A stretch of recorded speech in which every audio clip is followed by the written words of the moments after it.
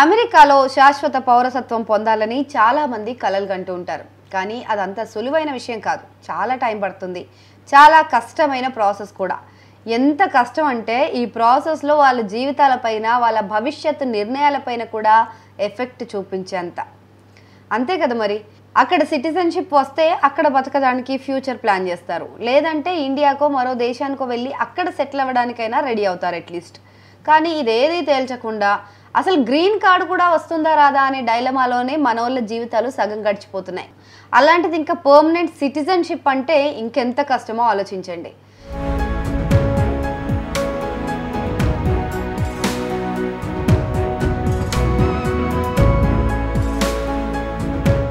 Green card ఉన్నవారైతే మరింత ఇబ్బంది పడుతూ ఉంటారు ఈ పర్మనెంట్ సిటిజన్షిప్ కోసం. అంటే చాలామంది గ్రీన్ కార్డు వచ్చిందంటే ఇండియాలో ఉన్న వాళ్ళు చాలామంది ఇక శాశ్వత పౌరసత్వం వచ్చేసింది అని అనుకుంటారు. కానీ అది కేవలం ఒక నివాస కార్డు, పౌరసత్వం కాదు. ఊరికే వీసాలు తీసుకోవడం ఇదంతా లేకుండా అక్కడ వాళ్ళు ఉండడానికి పర్మిషన్. అది కూడా రెన్యువల్ చేస్తూనే ఉండాలి. అది జస్ట్ విదేశీయులకు అమెరికాలో శాశ్వతంగా జీవించడానికి, పని చేసుకోవడానికి ఇచ్చే ఒక పర్మిషన్ లాంటిది. హోమ్ల్యాండ్ సెక్యూరిటీ స్టాటిస్టిక్స్ ఆఫీస్ లెక్కల ప్రకారం దాదాపు 12.8 మిలియన్ల గ్రీన్ కార్డ్ హోల్డర్లు అమెరికాలో ఇప్పుడు ఉంటున్నారు. ఈ గ్రీన్ కార్డ్ హోల్డర్లలో చాలామంది మెక్సికో, ఇండియా, చైనా, ఫిలిప్పీన్స్ వంటి దేశాల నుంచే వస్తున్నారు. ఇలా వివిధ దేశాల నుంచి అక్కడికి వెళ్ళడం వల్ల అమెరికా సంస్కృతిని, భాషలను మరింత వైవిధ్యంగా మారుస్తున్నారు వీళ్ళంతా. అండ్ అమెరికా ఇప్పుడు ఒక గ్లోబల్ విలేజ్ అయిపోయింది. ఇలా అమెరికాలో గ్రీన్ కార్డ్ హోల్డర్ల సంఖ్య ఏటా పెరుగుతూనే ఉంది కానీ తగ్గట్లేదు. అమెరికా సంవత్సరానికి ఒక 6,75,000 గ్రీన్ కార్డులు ఇస్తుంది. US citizenship and immigration services USCIS green card ప్రాసెస్ను చూసుకుంటుంది.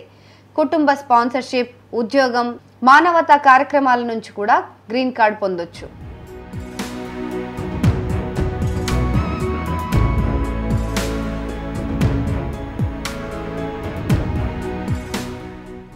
అయితే ఈ గ్రీన్ కార్డ్ హోల్డర్లు అమెరికా పౌరులు కానప్పటికీ వాళ్లకు ఇంచుమించు వారికున్న హక్కులే ఉంటాయి. చట్టబద్ధంగా పనిచేయొచ్చు, ప్రభుత్వ పథకాలు వాడుకోవచ్చు, శాశ్వతంగా అమెరికాలో ఉండొచ్చు.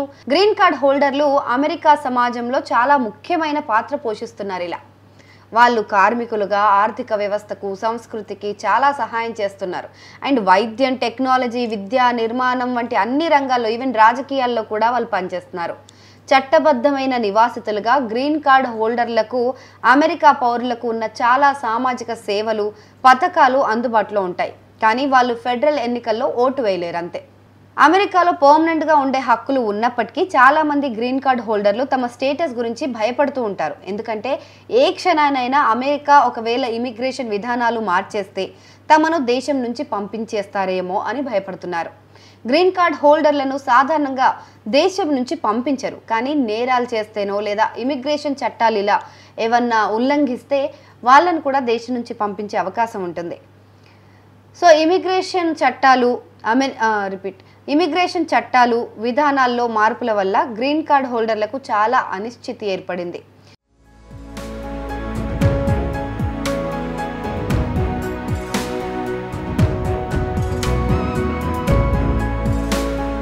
ముఖ్యంగా ఈ చట్టాలు ఈ మధ్యకాలంలో ట్రంప్ రెండోసారి ప్రెసిడెంట్ అయిన తర్వాత మారుతున్న ఈ చట్టాల వల్ల తమ గ్రీన్ కార్డ్ స్టేటస్ పోతుందేమో అని వాళ్ళు భయపడుతున్నారు.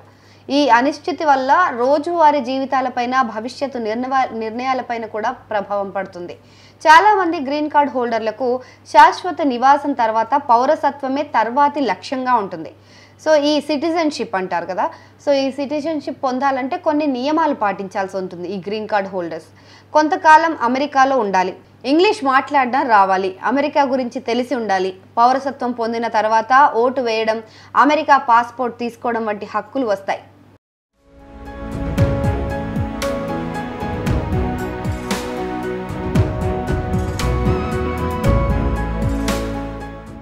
కానీ పౌరసత్వం పొందడం అనేది అంత ఈజీ అయిన విషయం కాదు, కష్టమైన ప్రాసెసే. చాలామంది గ్రీన్ కార్డ్ హోల్డర్లు ఎక్కువ కాలం వేచి ఉండాల్సి వస్తుంది. ప్రభుత్వ కార్యాలయాల్లో చాలా ఇబ్బందులు ఎదుర్కొంటున్నారు. ఈ అడ్డంకులు ఉన్నప్పటికీ అమెరికాలో జీవిస్తూ అక్కడ సర్వీసెస్ చేసిన తర్వాత పౌరసత్వం పొందడమే తమ అంతిమ లక్ష్యంగా భావిస్తారు.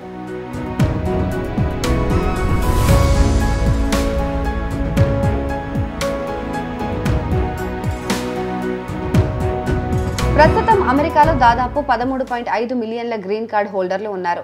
వాళ్ళ సంఖ్య ఏటా పెరుగుతూనే ఉంది.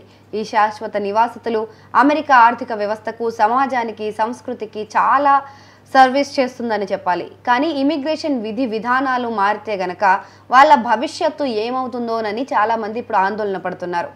సో అమెరికా పౌరసత్వం పొందడం చాలామంది గ్రీన్ కార్డ్ హోల్డర్లకు ముఖ్యమైన లక్ష్యం కావడం వల్ల అది వస్తుందా రాదా అని చెప్పి చాలామంది భయపడుతున్నారు.